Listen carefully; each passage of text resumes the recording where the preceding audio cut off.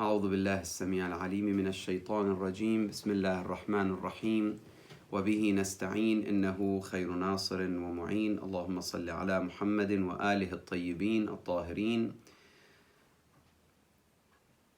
Quel est le secret de chiffre 40 dans l'islam en général, de point de vue général en islam et précisément dans l'école de Ahl al-Bayt? C'est une question qui a été posée par un des frères concernant Arba'in et l'imam al-Hussein à Karbala. Surtout la question de Arba'in, comme vous le savez aujourd'hui, c'est l'événement qui réunit des millions de personnes à Karbala chaque année.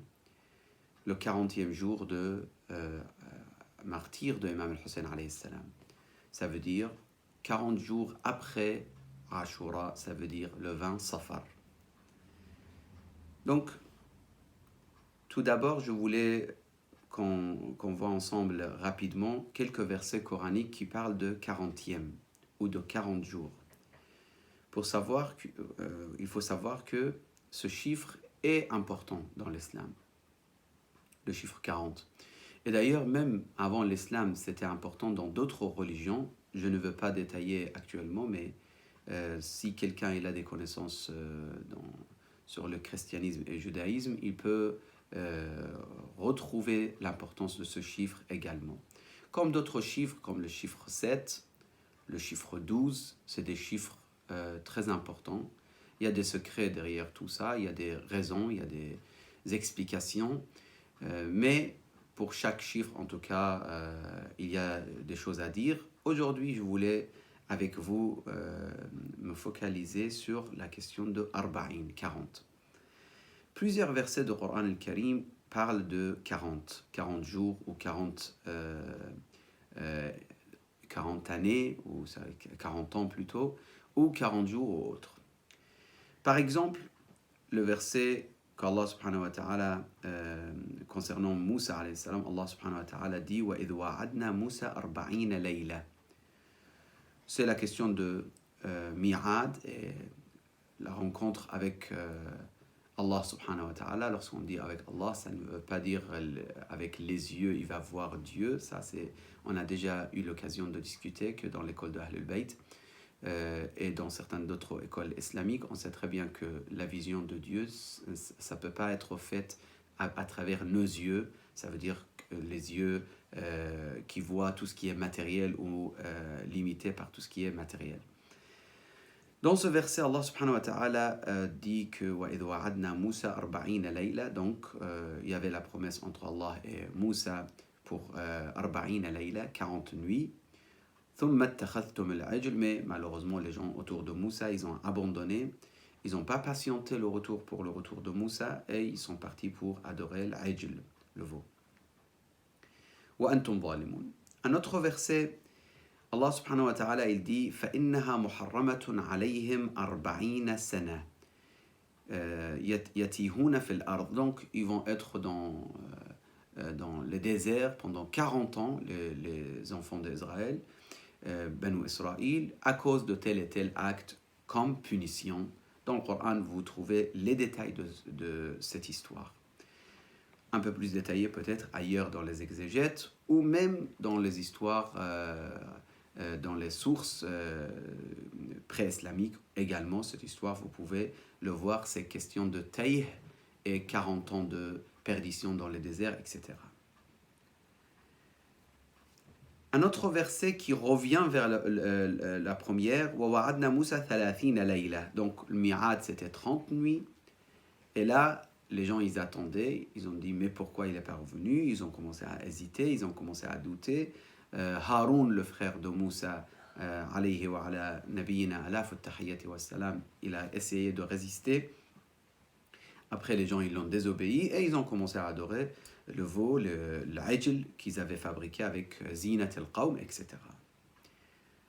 Ça aussi, il parle de 40 jours, parce qu'il dit فَتَمَّ مِيقَاتُ رَبِّهِ 40 لَيْلَةً. Donc le miqat, il a été accompli jusqu'au 40e nuit. Ça veut dire 40 jours finalement. وَوَصَّيْنَا الْإِنسَانَ بِوَالِدَيْهِ إِحْسَانًا حَمَلَتْهُ أُمُّهُ كُرْهًا وَوَضَعَتْهُ كُرْهًا وحمله وفصاله 30 شهرا. Après, il dit حتى إذا بلغ أشده. Donc, il a atteint l'âge de hikmah, de la sagesse, etc. وبلغ 40 سنة. Donc, c'est pour ça, d'ailleurs, dans certaines écoles de l'islam aujourd'hui, ils existent. Ils disent que l'âge de puberté pour eux, c'est le 40, ça veut dire 40 ans. C'est à partir de 40 ans que la personne il a des obligations. Ça existe cette vision également jusqu'à aujourd'hui.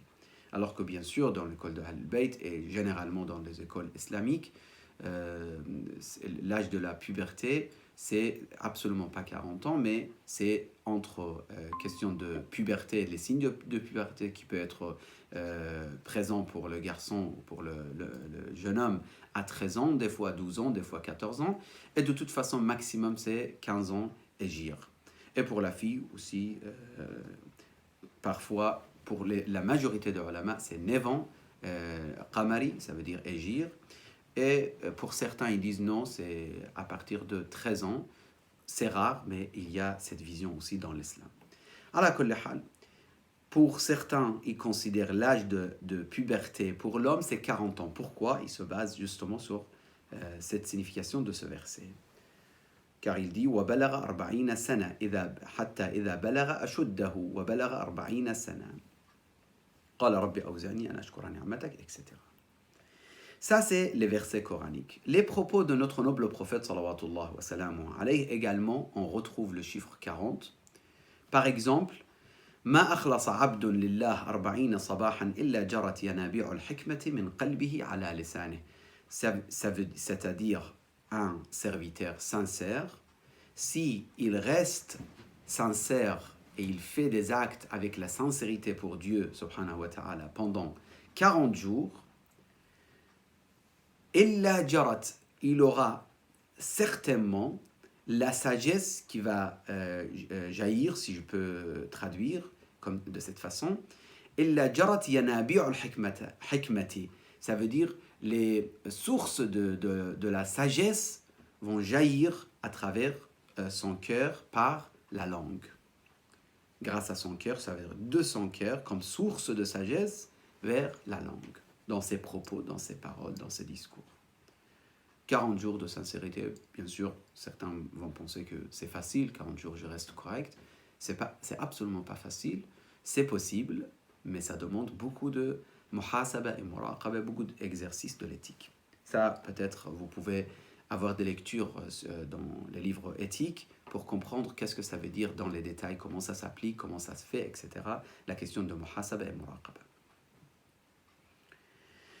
Maintenant, on passe aux deuxième étape. Donc là, jusqu'à là, on a parlé de chiffre 40 à travers les versets coraniques, l'importance de chiffre 40 dans les versets, l'importance de chiffre 40 également dans les propos prophétiques.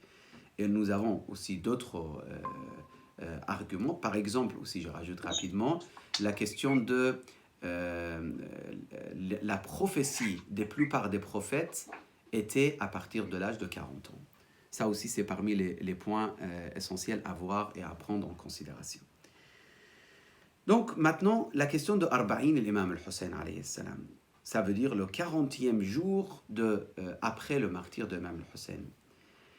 Ça aussi, c'est parmi les chiffres qui interrogent ou qui peut être comme une question importante pour les fidèles, les croyants, car aujourd'hui, cet événement, il réunit, par exemple, j'ai regardé un petit peu, j'ai fait des petites recherches sur les membres qui se réunissent à Karbala. Il y a quelques années, il y avait 14 millions, il y a 2014, par exemple, il y avait une vingtaine de millions de personnes qui sont réunies à Karbala, autour de Karbala, à Karbala, parce que les visiteurs, en fait, ils arrivaient depuis 10 jours, ça veut dire 10 jours avant le Arba'in, ils arrivent, ils font une visite et ils reviennent. C'est, on dirait, 4 grandes rivières qui coulent vers Karbala et qui sortent de Karbala pendant 10 jours, à peu près 10-12 jours, facilement. Et c'est des millions chaque jour qui rentrent et qui sortent, etc. Ils font leur visite et ils retournent dans leur pays. À peu près une vingtaine de millions. Personnellement, j'étais présent quelques années. Je comprends qu'est-ce que ça veut dire des millions. Car avant des kilomètres et des kilomètres avant de Karbala, tout est fermé, tout est bloqué, personne ne peut bouger. Parfois, c'est totalement bloqué les chemins.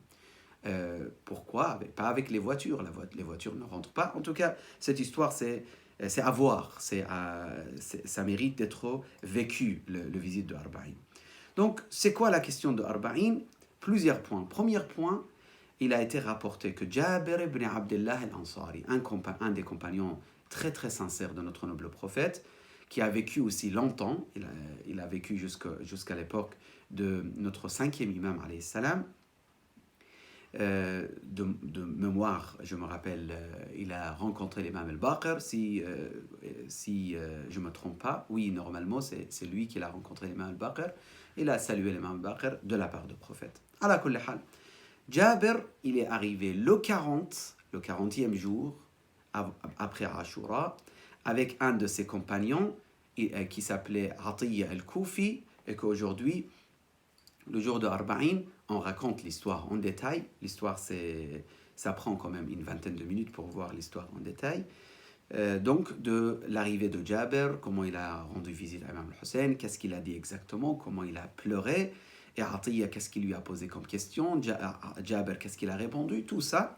Peut-être on aura l'occasion de parler une autre fois, Inch'Allah Ta'ala, d'avoir des échanges sur la question justement de l'histoire de Jabir et l'arrivée de Jabir à Karbala. Et avec Atiyya al-Koufi.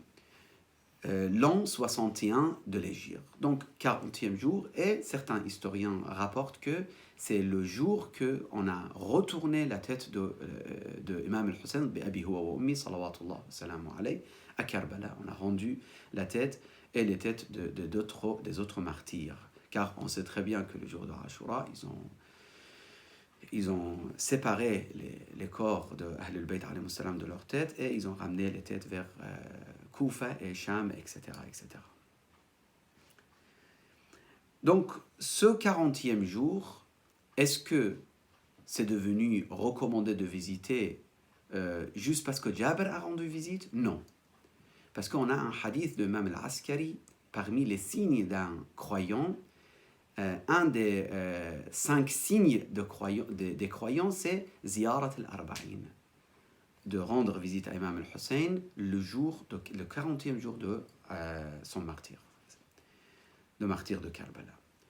Encore d'autres raisons, on a des riwayats de Ahlul Bayt alayhi salam pour la récompense de partir et à pied pour visiter l'imam al-Hussein alayhi salam.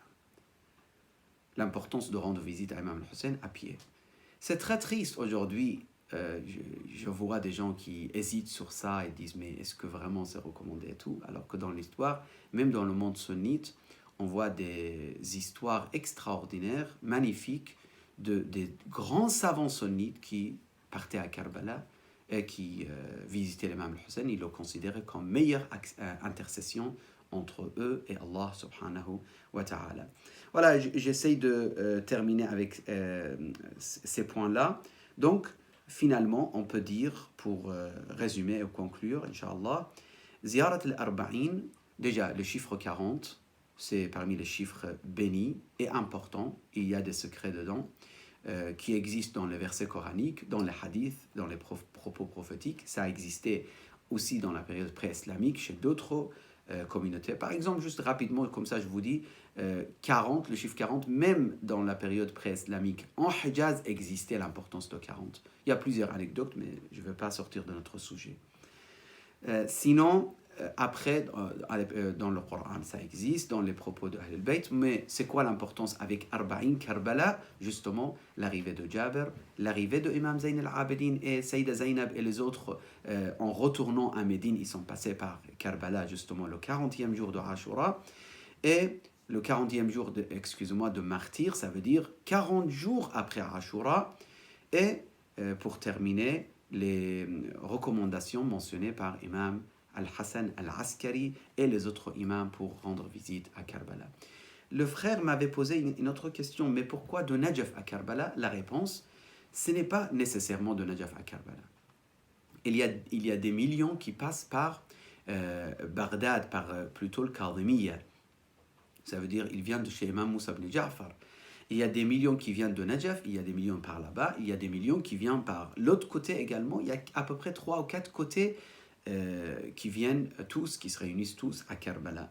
Mais pour certains, ils préfèrent de venir d'abord rendre visite à Imam Amir al-Mu'minin, ça veut dire le père de Imam al-Hussein alayhi salam, Ali ibn Abi Talib, et puis ils viennent à Karbala. Ce n'est pas nécessairement de Najaf à Karbala. Le fait de visiter Imam al-Hussein le 40e jour de son martyre et à pied, c'est recommandé, et comme je vous ai dit, mentionné dans les propos d'Ahlul Bayt, wa sallallahu ala sayyid al-mursalin, Muhammadan al-Mustafa wa alihi al-tayyibin al-tahirin.